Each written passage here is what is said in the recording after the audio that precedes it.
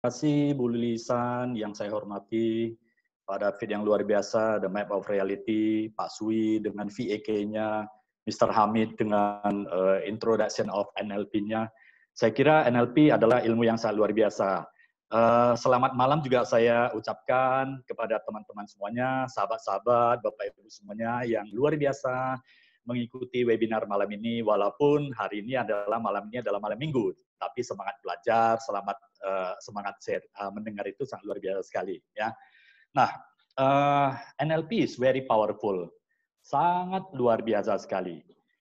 Kenapa saya katakan sangat luar biasa sekali? Karena NLP seperti yang Pak Sui sampaikan, Bu Lilisan sampaikan, dan Pak David itu bisa mengubah persepsi pemikiran orang lain dan mengubah inner motivasinya teman-teman atau orang lain. Nah, ini pengalaman saya.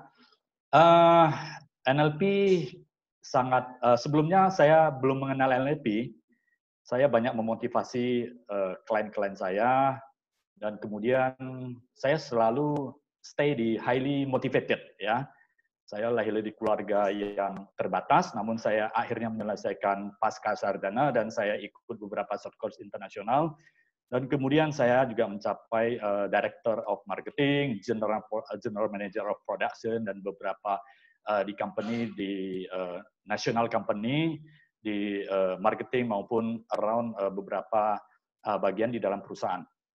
2008 saya mulai di konsultan, dan saya menemukan sesuatu yang sangat aneh sekali ya. Kenapa? Konsep saya yang saya jalankan, yang saya berikan kepada banyak klien yang sudah berhasil, kemudian ada beberapa yang tidak berhasil.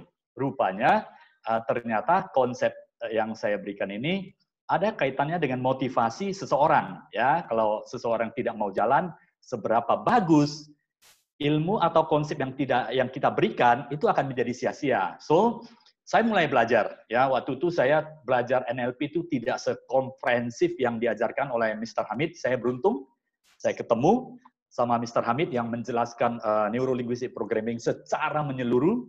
Ya, sebelumnya saya ikut beberapa chapter ya tentang inner motivasi dengan representasi sistem, dengan chunking, dan dengan mindset. Orang selalu mengatakan mindset yang benar itu akan membuat kita berhasil secara seutuhnya. Ya. Namun saya tidak tahu bahwa di dalam pikiran manusia itu memiliki struktur pikiran yang luar biasa yang dikatakan seperti yang di awal sampaikan Bu Lilisan itu adalah ada conscious mind, pikiran sadar kita, dan ada subconscious mind, pikiran bawah sadar kita, dan saya sangat setuju sekali, 88% sangat tinggi variabelnya itu adalah menentukan masa depan kita. Karena dia akan auto-reflection terhadap apa yang kita respon terhadap lingkungan eksternal. Nah, dari sana saya mulai belajar NLP. Konsep saya banyak. Saya belajar balance scorecard, saya pernah di top management perusahaan puluhan tahun ya sebagai director, GM, marketing, production, dan sebagainya. Dan kemudian saya mulai belajar ya NLP. Konsep-konsep yang lain saya sudah belajar. Itu seperti KPI, marketing, sales, service, dan sebagainya. Kemudian ada balance scorecard, human resource development, dan sebagainya. Namun NLP ini pengaruhnya besar sekali, karena NLP itu yang membuat motivasi seseorang itu mau bertindak dan mau melakukan apa yang kita sampaikan. Ya, motivating employee through subconscious. Nah, Bapak Ibu, saya akan cerita sedikit banyak itu kalau saya akan cerita pengalaman saya bagaimana ketemu klien, dan saya juga pernah bekerja sebagai staff, akhirnya naik menjadi general manager dan direktur marketing, yaitu saya akan sharing. Kuncinya adalah highly motivated.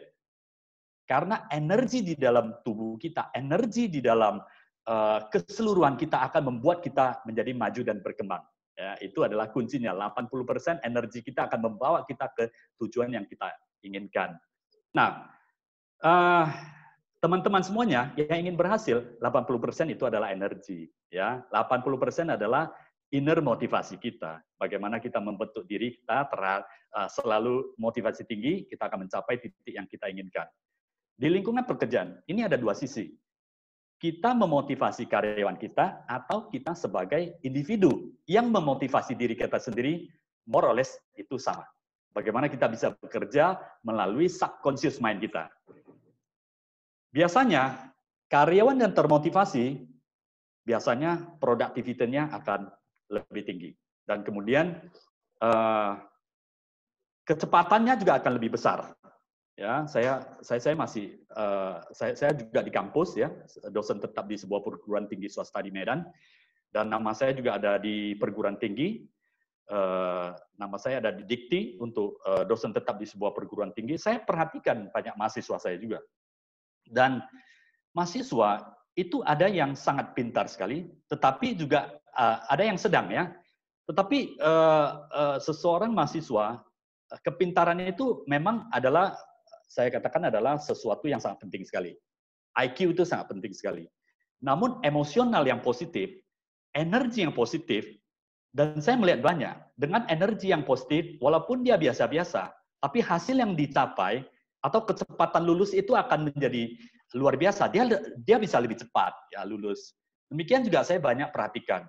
Ya, saya banyak perhatikan karena saya sendiri juga 15 tahun lebih itu di beberapa company sampai megang nasional marketing sama director marketing. Itu motivasi yang tinggi, saya lebih senang.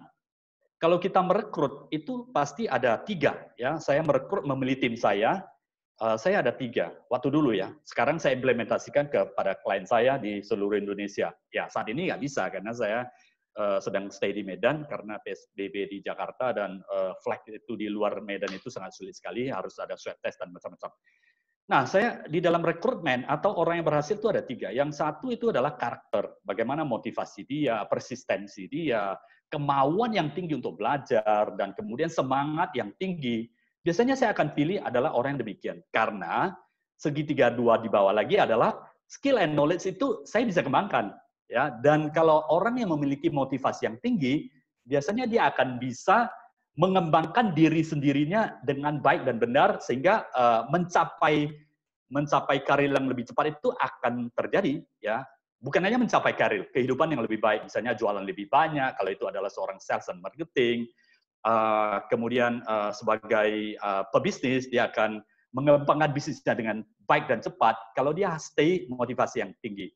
Jadi kalau orang yang memiliki motivasi yang tinggi biasanya korelasinya adalah productivity di segala bidang. Ya, ini sangat menarik sekali. Nah, saya pengalaman banyak saya klien saya ya beberapa di perusahaan-perusahaan banyak saya melakukan in-house training dan in-house coach dan kemudian in-house consulting yang saya banyak lakukan. Nah, pada awalnya pada saat saya masuk saya akan kasih secara umum gambaran. Saya akan scanning dulu secara totally out. Ya, apa yang terjadi di sebuah perusahaan itu, dan biasanya keadaan manusia, SDM, secara mindset di seluruh organisasi yang akan saya berikan pelatihan itu seperti apa. Ada yang senang terhadap perubahan, ada yang tidak senang terhadap perubahan. Nah, pertanyaannya, kalau yang tidak senang perubahan, bagaimana? Ada caranya. Ya, ada caranya. That's why biasanya saya rubah itu. Saya rubah mindset-nya seperti yang Pak Sui sama Pak David, kedua Master NLP sama Bu Lilisan, Master NLP dan juga internasional guru Master NLP dari Hamid Johar juga ya memang NLP ini bisa untuk merubah ya cara berpikir atau pola berpikir dari klien kita, tim kita, bagaimana mereka bisa produktif ya. Nah, biasanya saya lakukan 2, yaitu internal dia sendiri dan kemudian eksternal atau extrinsic motivation. Extrinsic motivation biasanya saya lakukan kalau misalnya dia berhasil mencapai ini, KPI-nya dapat, hasilnya dapat, dia akan mendapatkan reward and punishment. Nah, tetapi yang jauh lebih penting adalah sebenarnya adalah intrinsic motivation. Bagaimana dia memiliki tujuan hidup yang jelas dan kemudian dia ingin kebebasan finansial dan kemudian dia mencapai hasil yang lebih tinggi dan kemudian dia bisa menjadi seorang expert di bidangnya.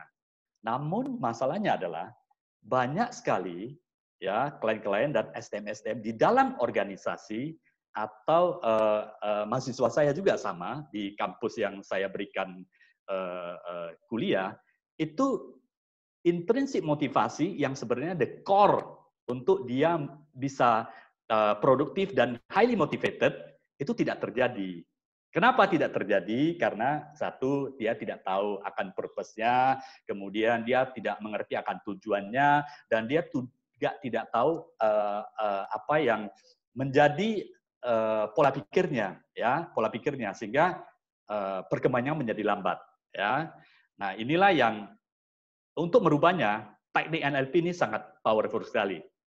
Ya, biasanya saya akan melakukan gali terlebih dahulu, karena kalau kita beri kompensasi secara terus-menerus, dia tidak akan loyal.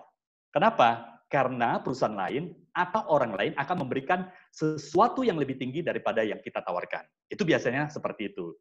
Namun kalau seseorang memiliki inner motivasi yang tinggi, kita ngecek dulu ya, apakah motivasinya dari mana, dan kemudian tujuan hidupnya seperti apa yang dia perjuangkan di dalam dunia ini, apa yang dia perjuangkan, apakah untuk keluarga, anak, dan dia sendiri, apakah untuk orang tuanya. Biasanya saya ngecek, dan saya mulai masuk ke pendekatan yang lebih dekat, akhirnya udah terbuka, masuk, dan akan lebih efektif. Nah, lebih efektif itu harus kita masuk di subconscious mind. Subconscious mind, bagaimana cara masuknya? Yaitu perlu diinstalasi secara terus-menerus. Biasanya sekali atau 2 kali tidak akan pernah cukup. Kita membutuhkan sedikitnya 7 kali yang kita perlu sampaikan. Dan saya selalu mengatakan, saya sengaja tanamkan, otak kita itu seperti superkomputer. Ya, seperti superkomputer, otak kita adalah hard disk yang menyimpan segala sesuatu yang kita nampak, yang kita dengar, dan kita rasakan. Dan kita instalasi secara terus-menerus. Jadi ingat Bapak Ibu, orang yang ingin menjadi sukses, instalasilah sesuatu yang membuat kita sukses. Atau secara garis besar atau simpelnya, memiliki teman-teman orang yang sukses. Itu yang kita instalasi di dalam subconscious mind kita, di dalam memori kita, supaya seperti yang Bu Lilisan katakan, begitu dipanggil, kita udah ready, gitu ya. Ya, sukses itu adalah pertemuan. Sukses dan nasib itu adalah pertemuan antara kesempatan yang kita terima dan kemudian persiapan kemampuan yang kita miliki. Itu namanya sukses. Banyak orang cerita, nasib saya bagus dan sebagainya.